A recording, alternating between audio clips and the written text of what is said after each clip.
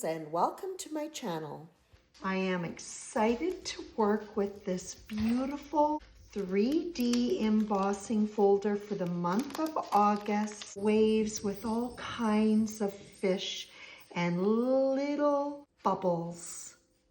This is a great opportunity to do a color wash background, something that I haven't done for I don't even know how long it's been. So I'm going to set my folder aside. I have cold press watercolor paper, and I've cut it a little bit larger than A2 size, so it is 6 inches by 5 inches. I'm going to use some low tack painter's tape to hold my panel down flat.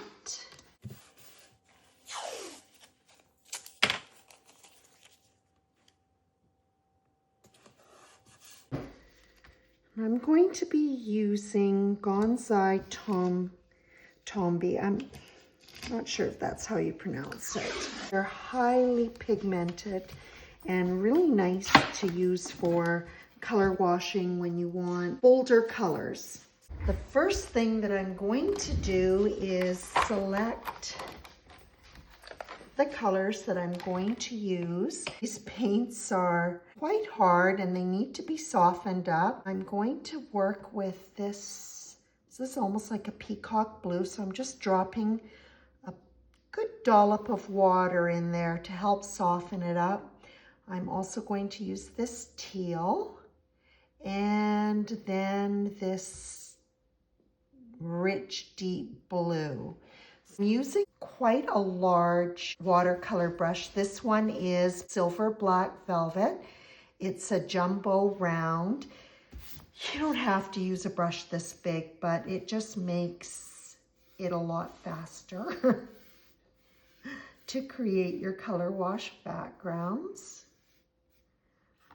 And I'm just going to add in a couple of layers of water until I have a nice sheen. I'm going to start with my darkest blue.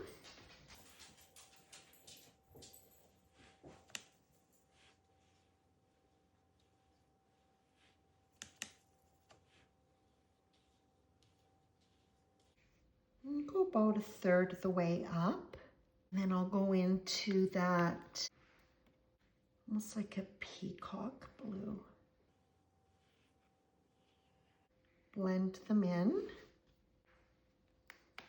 And then I'll finish off with this teal green.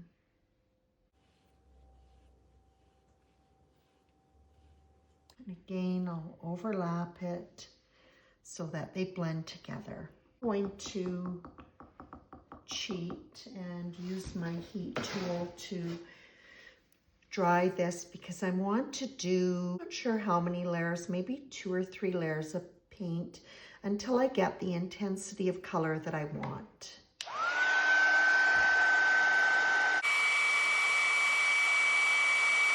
And you'll notice that as watercolor dries, it does lighten.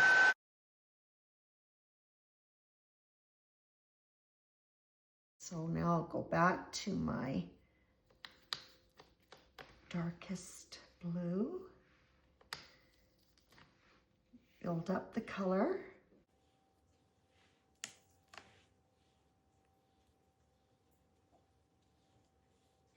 When I was drying it with the heat tool, I wasn't trying to get it like completely dry. Just most of the water evaporated.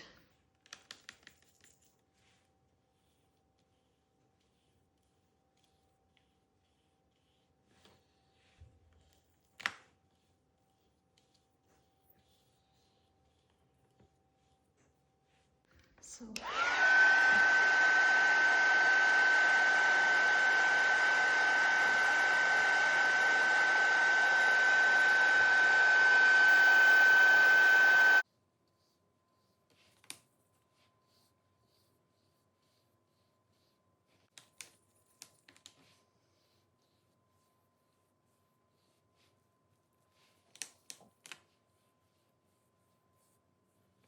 hit it with the heat tool again, just to get a sense of how deep I've got my colors. And then I'll let it finish drying naturally. Okay, that looks pretty good. I am going to just let that sit and dry on its own. And then we'll do a couple of other little things to it before we put it through the embossing machine. I actually just left my panel overnight. Didn't need quite that much time, but that's how it worked with my schedule. And using the low-tack painter's tape to hold the panel down has left a nice flat panel with no warping at all. I'm going to just add some Distress Oxide black ink just around the edges, remembering that my panel is a little bit oversized, so I'll come in a bit.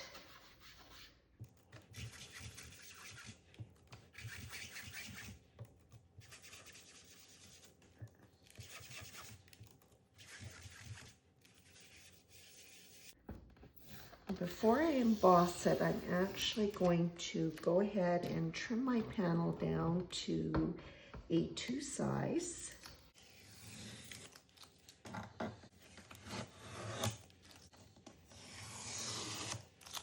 Look how nice and flat that panel is. Okay, so I'm going to trim this down to 4 1/4 inches wide.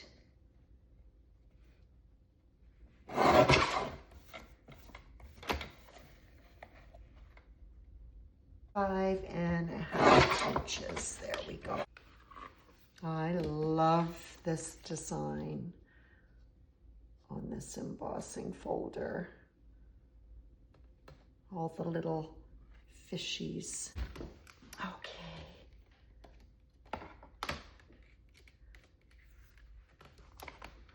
There we go. Now I'm going to take some white pigment ink, and this is actually my favorite white pigment ink. I've had this for a long time. It is by Hero Arts. It's called Unicorn White. And I'm just going to rub lightly, catching the high points of the embossing.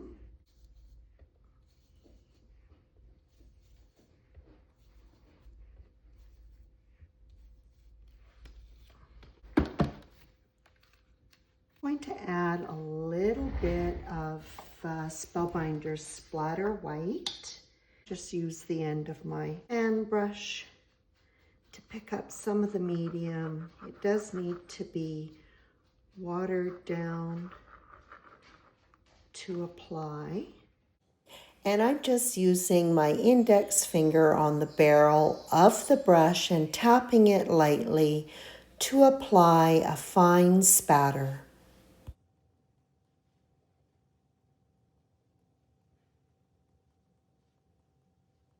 There we go.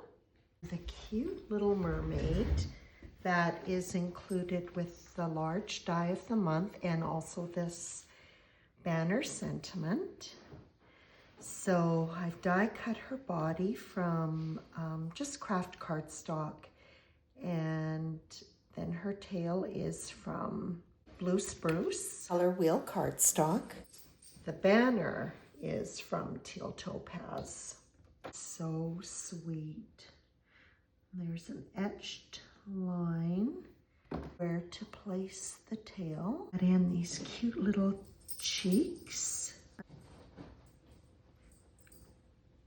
and her little top, and then there's the trim on her tail.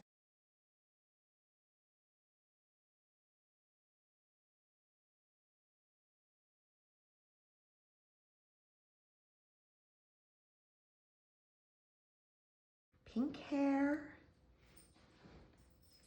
or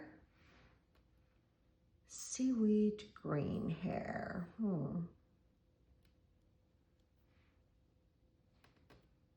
Pink.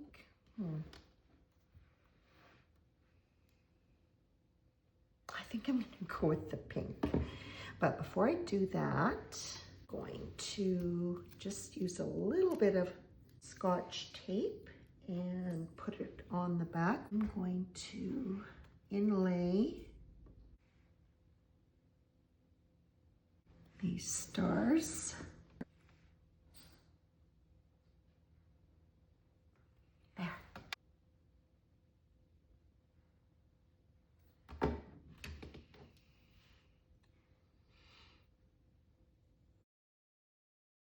So now I'm ready to adhere my embossed background to an A2 sized black card base.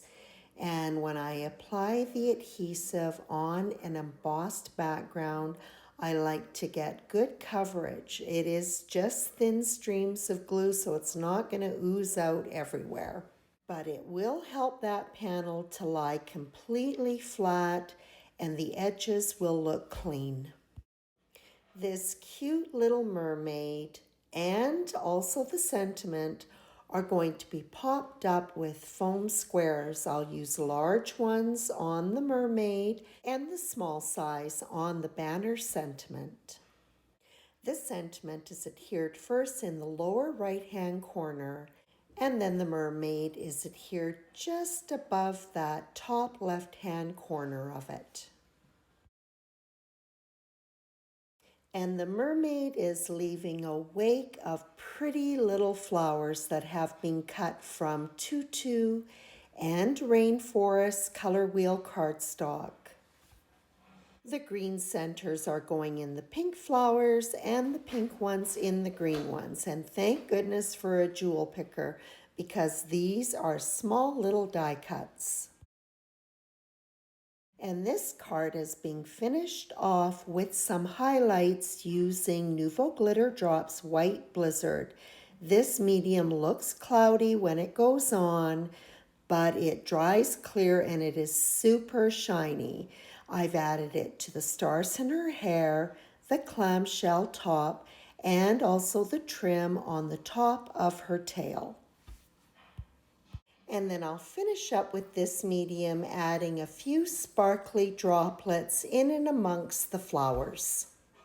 And that's a wrap for Spellbinders 3D embossing folder of the month for August. I love the embossing on the color wash background. I hope you enjoyed this video, and as always, I appreciate your visit.